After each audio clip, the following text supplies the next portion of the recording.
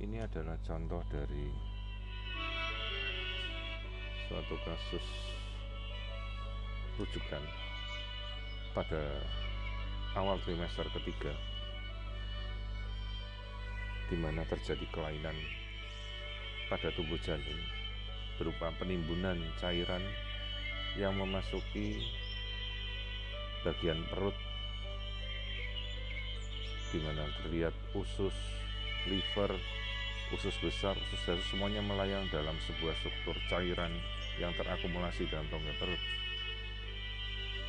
Ibu sebelumnya tidak pernah melakukan kontrol pemeriksaan pada dokter kandungan dan hanya melakukan pemeriksaan pada klinik biasa tanpa ada tenaga spesialis yang melakukan pemeriksaan. Di sini kita melihat penebalan dari plasenta. Terlihat plasenta sangat tebal. Seharusnya plasenta sesuai dengan ukuran kehamilannya. Apabila ukurannya mendekati 28 minggu sekitar 2,8 cm, sementara ini hampir mendekati 7 cm, sangat tebal. Bisa terjadi akibat seluruh cairan dari air ketuban tersedot, terhisap masuk dalam plasenta, atau adanya infeksi virus seperti rubella, sitomegalovirus, atau infeksi parasit seperti toksoplasma yang masuk dalam kehamilan tanpa diketahui. Pemeriksaan laborat seperti TORS harusnya dilakukan, sayang mungkin sudah terlalu terlambat. Penanganan yang dilakukan selain mencoba memberikan terapi antivirus, juga dicari apakah ada kelainan ketidakcocokan golongan darah antara orang tua dan si bayi berupa golongan darah resus. Di sini kita melihat liver, usus, semuanya tergenang dalam suatu cairan di perutnya bayi.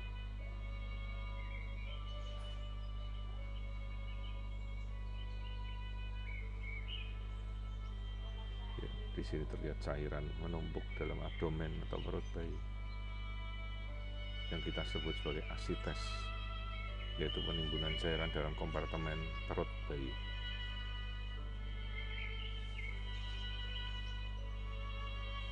Di sini kita juga melihat ada penebalan dari lapisan kulit kepala yang dinamakan edema kutis atau scalp edema, di mana cairan memasuki kulit menyerupai luka bakar sehingga kulit terlihat menggelembung. Air ketuban sendiri terlihat sangat sedikit karena sudah habis tersedot oleh plasenta yang membengkak. Struktur jantung terlihat membesar yang dinamakan kardiomegali, namun dengan fungsi yang masih terlihat normal, di mana sekat-sekat jantung pun terlihat tampak normal keseluruhan.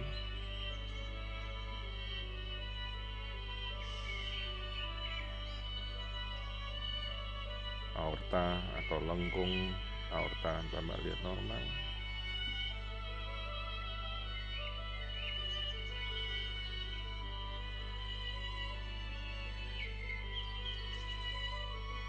Sekat-sekat jantung, katup mitral dan katup tricuspid, serambi, bilik semua tampak normal,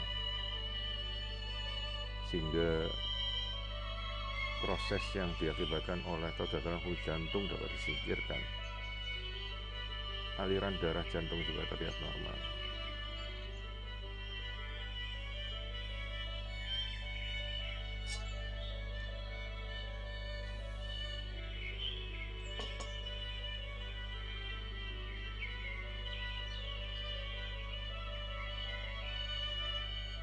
Kemudian kita lihat bagian dari ginjal.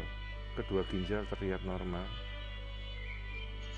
sehingga fungsi pompa cairan tubuh seharusnya dapat berjalan dengan normal. Artinya kelainan ini bukan disebabkan oleh kegagalan fungsi dari ginjal dalam melakukan ekskresi cairan keluar.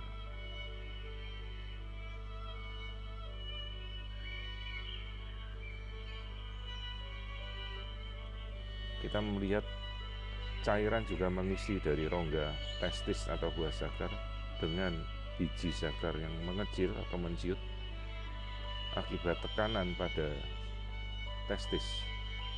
Kita sebut hidrokel.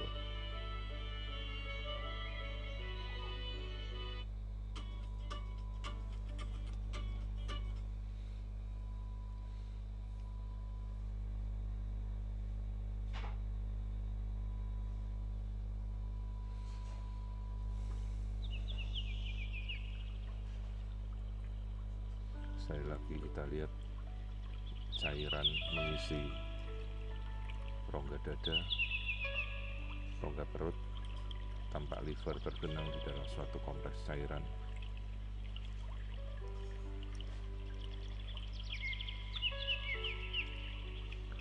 Proses penanganan sendiri cukup berat, umumnya janin tidak bertahan mendekati 30 minggu. Sementara apabila kita membutuhkan penanganan agresif, membutuhkan ICU khusus bayi atau neonatal intensive care unit untuk melakukan fungsi penukaran darah sesegera mungkin dan untuk mengeluarkan cairan pada tubuh janin. Sementara janin sendiri terkondisi masih sangat prematur dengan fungsi-fungsi organ yang sangat berat untuk berfungsi.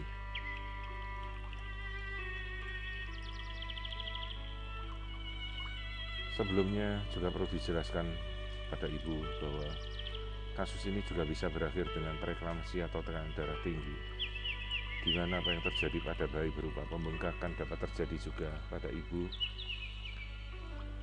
Cairan dapat kembali masuk ke dalam ibu berakibat mirror syndrome dan berujung pada peningkatan tekanan darah ibu atau preeklamsi berat.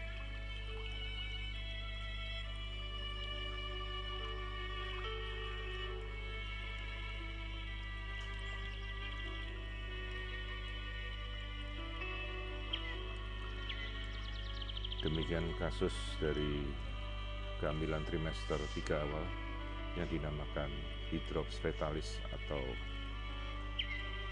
pembengkakan janin secara total.